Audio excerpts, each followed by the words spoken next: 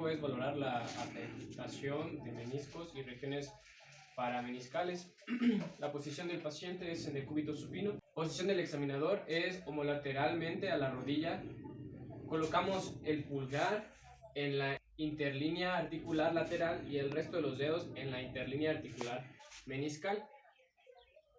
La otra mano realiza una presa calcánea tal que se permita controlar el grado de rotación tibial.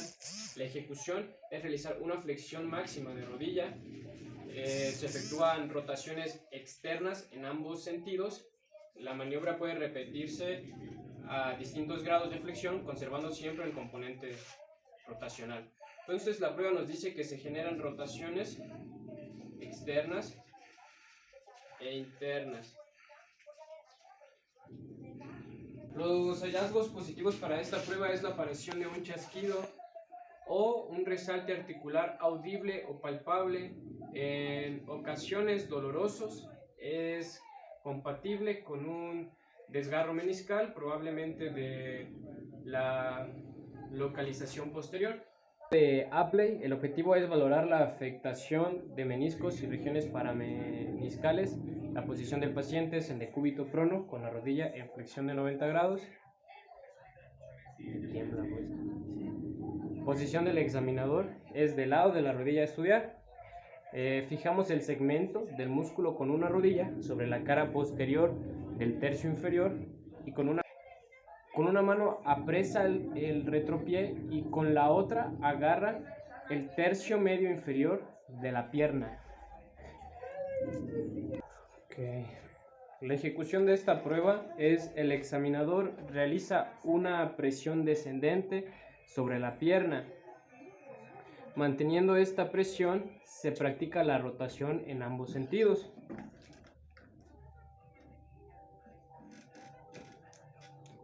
Los hallazgos positivos es la presencia de dolor y o chasquidos audibles en el compartimiento lateral al realizar la rotación interna o en el opuesto al rotar externamente, que indica lesión meniscal. Continuamos con la prueba de extensión total. El objetivo de esta prueba es valorar la integridad de los cuerpos anteriores de los meniscos. La posición del paciente es en decúbito supino.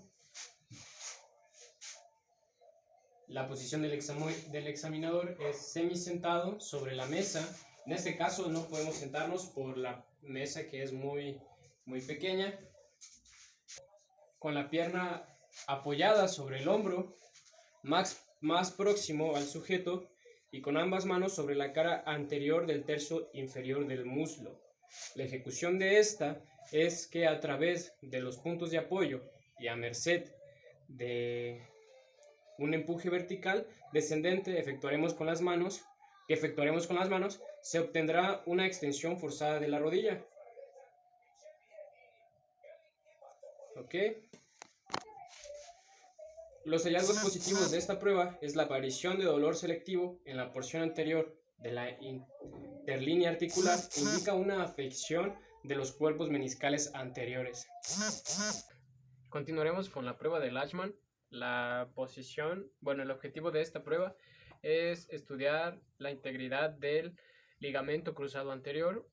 La posición del paciente sigue siendo en decúbito supino. La posición del examinador es de pie frente a la rodilla a examinar. En este caso examinaremos la rodilla izquierda, y la ejecución de esta es: el examinador sitúa la rodilla en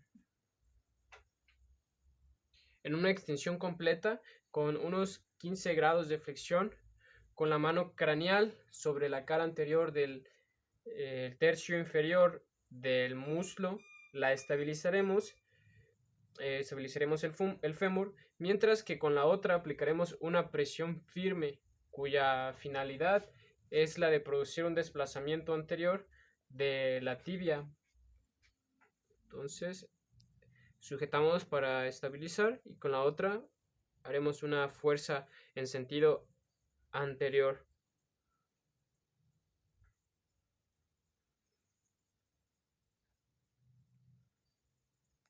Hallazgos positivos de esta es la apreciación propioceptiva o sensible de una traslación anterior, anormal o excesiva, de la tibia respecto al fémur.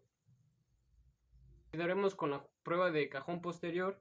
El objetivo de esta prueba es valorar la integridad del ligamento cruzado posterior y del complejo posterolateral. La posición del paciente es en decúbito supino, con una rodilla extendida a 90 grados y una cadera a 45 respectivamente. La posición del examinador es semisentado, sobre el pie del paciente, inmovilizándolo. La ejecución de esta prueba es aplicar con las primeras comisuras de cada mano sobre la cara anterior de la rodilla, de la epífisis proximal de la tibia, pulgares sobre la interlínea y con el resto de los dedos terminamos de abrazarla. Esta posición se imprime un empuje en sentido posterior, intentando producir un cajón posterior.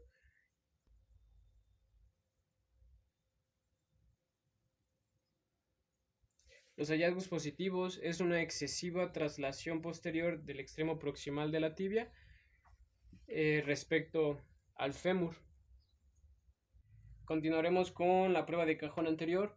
El objetivo de esta es valorar la integridad del ligamento cruzado anterior. La posición del paciente sigue siendo en decúbito supino, con la rodilla en una flexión de 90 y la cadera a 45.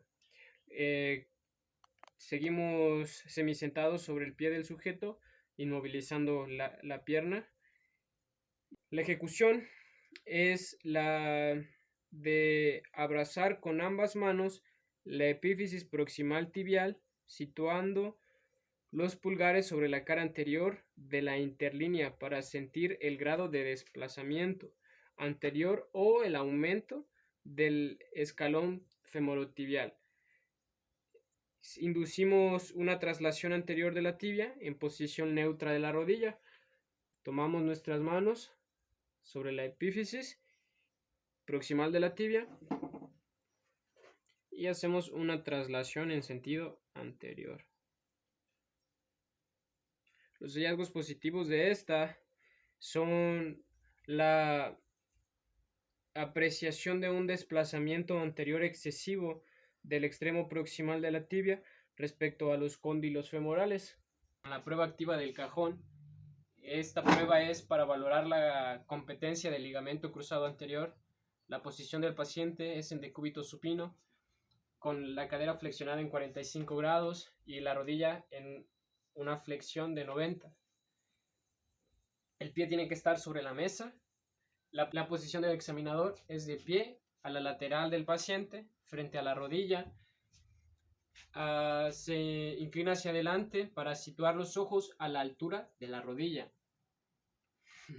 Y la ejecución de esta, el examinador debe colocar la mano caudal a la altura del medio pie y aplicar el pie vamos a crear una presión sobre la camilla para impedir que el pie no se movilice cuando le pidamos al paciente que intente flexionar o llevar su rodilla, su pierna a una flexión completa. Y se le pide al paciente que intente extender la pierna.